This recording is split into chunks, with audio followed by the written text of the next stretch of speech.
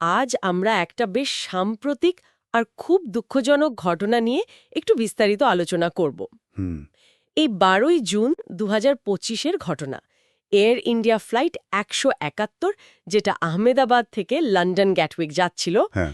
কিন্তু টেক অফের একদম সাথে সাথেই প্লেনটা, হ্যাঁ। ওটা তো একটা বোয়িং 787-8 ড্রিমলাইনার ছিল, তাই না? একদম ড্রিমলাইনার VTANB রেজিস্ট্রেশন। সেটা মেগানীনগরের কাছে বিজে মেডিকেল কলেজের একটা হস্টেলের উপর ক্র্যাশ করে। তো আমাদের কাছে যা যা তথ্য আছে সেগুলো নিয়েই আজকের আলোচনাটা সাজাবো। ঘটনাটা যে কি ভয়াবহ, ভাবলি কেমন লাগে। বিমানে যাত্রী ছিলেন 230 জন আর ক্রু ছিলেন 12 জন। ওহ, এর মধ্যে 241 জনই বাঁচেননি। আর শুধু তো বিমানের ভেতরে লোক নয়, যেখানে প্লেনটা পড়ল মাটিতে, সেখানেও প্রায় 38 জনের বেশি মানুষ মারা গেছেন। কি সাংঘাতিক! সব মিলিয়ে মৃতের সংখ্যাটা দাঁড়াচ্ছে প্রায় 289। বিরাট বিরাট একটা ট্র্যাজেডি। ভাবা যায় না, এত বড় একটা ধ্বংসযজ্ঞের মধ্যে এটাও তো একটা খবর যে একজন বেঁচে ফিরেছেন। এটা তো প্রায় অবিশ্বাস্য। হ্যাঁ, বিশ্বাস কুমার রমেশ, একজন ব্রিটিশ যাত্রী। উনি নাকি এক্সিট রো 11A-তে বসেছিলেন। আচ্ছা। কোনোভাবে আগুনের মধ্যে থেকেও এমার্জেন্সি দরজা দিয়ে বেরিয়ে আসতে পেরেছিলেন। সত্যি অলৌকিক ব্যাপার। ওনার অবস্থা এখন কেমন? আর ওনার সাক্ষ্য নিশ্চয়ই খুব গুরুত্বপূর্ণ হবে তদন্তের জন্য। হ্যাঁ, উনি একমাত্র জীবিত যাত্রী। উনার বয়ান তো তদন্তে একটা মস্ত বড় ক্লু হতে পারে। আর তদন্তের কাজ কিন্তু শুরু হয়ে গেছে জোর কদমে। হুম। ব্ল্যাক বক্স দুটোই, ফ্লাইট ডেটা রেকর্ডার আর ককপিট ভয়েস রেকর্ডার, দুটোই খুঁজে পাওয়া গেছে। পাওয়া গেছে? বাহ, এটা ভালো খবর। হ্যাঁ, ভারতের যে সংস্থা এই তদন্তগুলো করে, এয়ার অ্যাক্সিডেন্ট ইনভেস্টিগেশন ব্যুরো বা AAIB, তারা এখন ওটা ডেটা বিশ্লেষণ করছে। নিশ্চয়ই আন্তর্জাতিক সাহায্যও নেওয়া হচ্ছে। বোয়িং প্লেন, ব্রিটিশ যাত্রীও ছিলেন। একদম ঠিক। যুক্তরাজ্য থেকে, মার্কিন যুক্তরাষ্ট্র থেকে বিশেষজ্ঞরা এসেছেন। এমনকি বোয়িং নিজে, যারা বিমানটা বানিয়েছে, তাদের প্রতিনিধিরাও তো আছেন। সবাই মিলেই চেষ্টা করছেন কারণটা খুঁজে বের করার। তদন্তে ঠিক কোন কোন দিকগুলো বেশি করে দেখা হচ্ছে? যেহেতু বললেন টেক অফের প্রায় সাথে সাথে ঘটনাটা ঘটল। ঠিক পয়েন্ট। যেহেতু টেক অফের একদম পরেই দুর্ঘটনাটা, তাই কয়েকটা জিনিস খুব গুরুত্বপূর্ণ।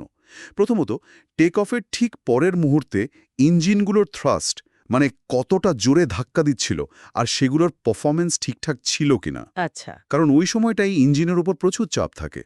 তারপর ধরুন, বিমানের ফ্ল্যাপস বা ল্যান্ডিং গিয়ারের পজিশন কী ছিল, সেগুলো ঠিকমতো কাজ করছিল কিনা। হুম। আর অবশ্যই ককপিটে পাইলটদের শেষ মুহূর্তের কথাবার্তা, কোনো অ্যালার্ম বা ওয়ার্নিং এসেছিল কিনা, এসব। এর বাইরেও অন্য সম্ভাবনা, যেমন ধরুন বার্ড হিট বা খারাপ আবহাওয়া বা অন্য কোনো টেকনিক্যাল ফল্ট, সেগুলোও দেখা হচ্ছে। পাইলটদের ব্যাপারে কিছু জানা গেল? তাদের এক্সপেরিয়েন্স? হ্যাঁ, DGCA আমাদের directorate general of civil aviation, তারা এয়ার ইন্ডিয়ার কাছে পাইলটদের সব রেকর্ড চেয়েছে। ক্যাপ্টেন যিনি ছিলেন, সুমিত সাবারওয়াল, তার কিন্তু বেশ অভিজ্ঞতা ছিল, প্রায় ৮,২০০ ঘণ্টা। ও, বেশ অভিজ্ঞ। হ্যাঁ, আর ফার্স্ট অফিসার ক্লাইভ কুন্ডার, তার অভিজ্ঞতা ছিল ১১০০ ঘণ্টার মতো, তুলনামূলকভাবে একটু কম। শুধু পাইলট নয়, যারা ফ্লাইট ডিসপ্যাচ করে, সেই ক্রুদের ট্রেনিং রেকর্ডও কিন্তু স্ক্যান করা হচ্ছে। আর ইঞ্জিন নিয়ে যে প্রশ্নটা উঠছে, বিমানটাতে তো GE/GNX ইঞ্জিন ছিল, তাই না? হ্যাঁ, একদম।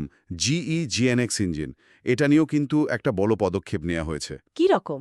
দুর্ঘটনার পরেই এয়ার ইন্ডিয়ার কাছে যতগুলো বোয়িং 787-8 আর 787-9 আছে, যেগুলোতে এই একই ইঞ্জিন ব্যবহার করা হয়, সেগুলোর উপর দেশ জুড়ে বিশেষ টেকনিক্যাল চেকের নির্দেশ দেওয়া হয়েছে। সবকটা এই মডেলের প্লেন এখন পরীক্ষা করা হচ্ছে। হ্যাঁ, আপাতত সেফটির জন্য এই ব্যবস্থা।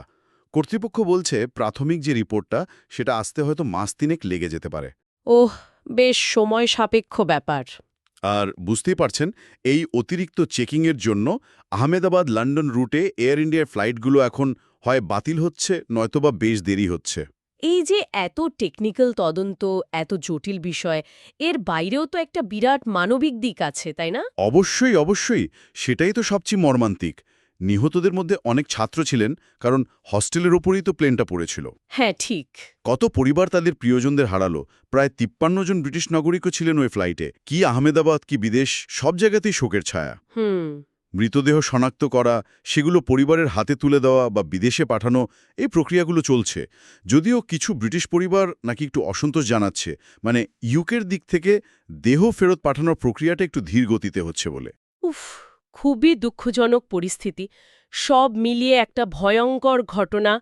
একদিকে ওই একমাত্র যাত্রীর বেঁচে ফেরা, অন্যদিকে ব্ল্যাক বক্সের ডেটা অ্যানালিসিস, আন্তর্জাতিক তদন্ত, সব মিলিয়ে একটা জটিল পরিস্থিতি। এখন শুধু অপেক্ষা, আসল কারণটা কি বেরিয়ে আসে। একদম তাই। অপেক্ষা করতেই হবে।